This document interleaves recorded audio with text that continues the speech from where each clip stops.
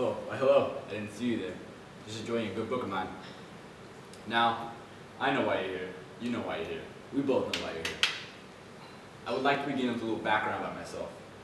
My name is Nathan Blue, and I'm a grade 10 student at the International School of Bangkok.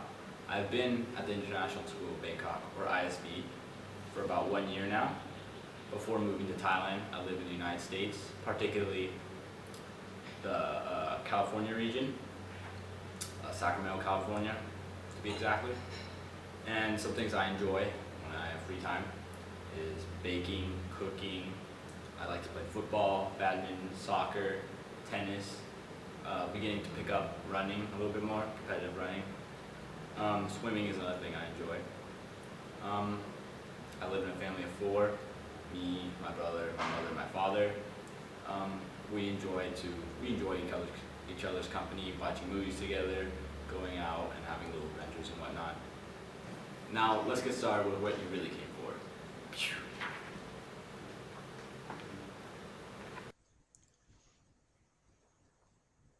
Thank you, Nathan. Now let's get down to business. I have read about a total of 6 books this semester, in the middle of one, and I've abandoned one.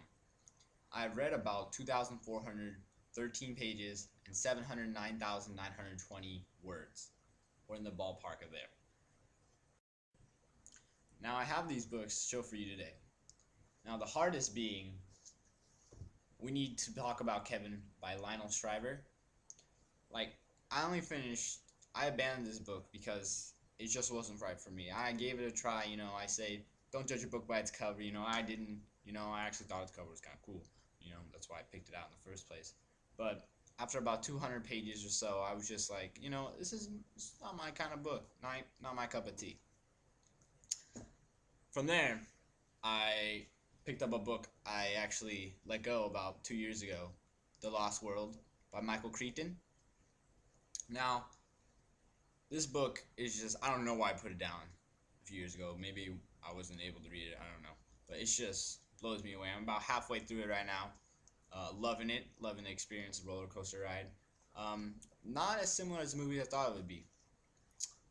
The next book is The Wizard Hair by Cinda Williams Chima. Now this this kind of genre I like to read, kind of like this sci-fi, unrealistic thing. I think that's why I read books in the first place, is try to get out of the norm.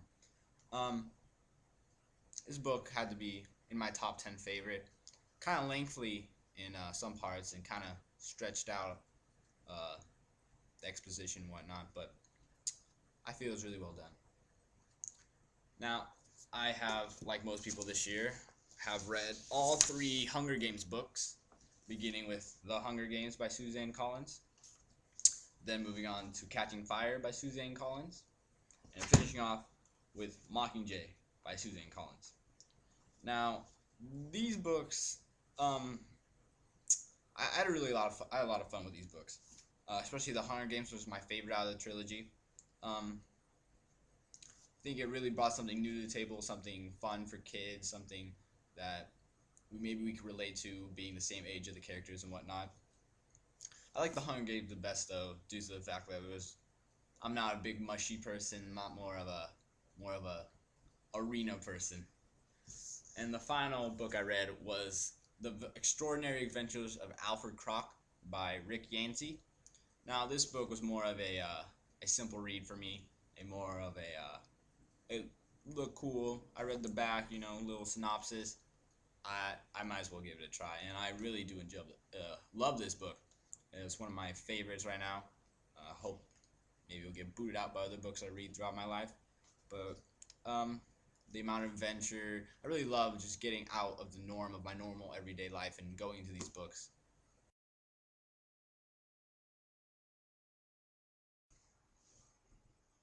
The question I get asked most frequently is, how have I built a reading life? I've built a reading life through different ways. One way is that I actually go out and allow myself to be exposed to different types of literature. Another thing is I seek different types of literature. I think it's reading the same type of genre over and over again gets kind of boring, so I go out and actually look around. And in this search for different types of literature, I think it's actually really developed me as a reader. And then I actually spend quite a bit of time reading either before bed or if I feel like I have nothing else to do, I go outside and relax and read a nice book, which I always find pleasant to do.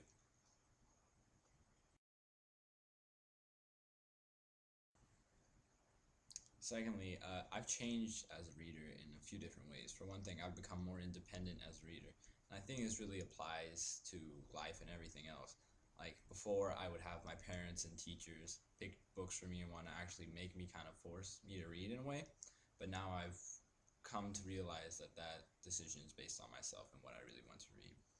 Another thing is that I choose what to read. I choose when to read, and no one's gonna make me anymore because it's something I enjoy doing. So that they don't have to make me, And it really develops everything else in relating academics or just in your leisure time. It really just brings everything together.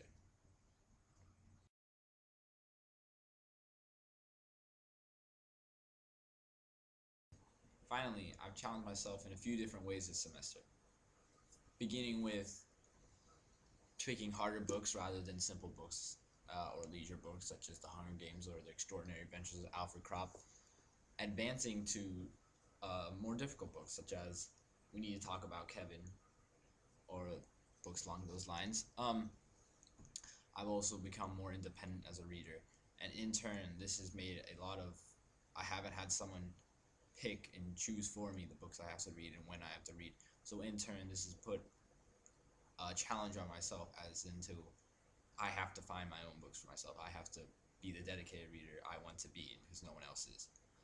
And I think this really helps develop a true reader mentality, as in no one else is gonna pick your books when you're 48. No one's gonna pick them. They shouldn't pick them now.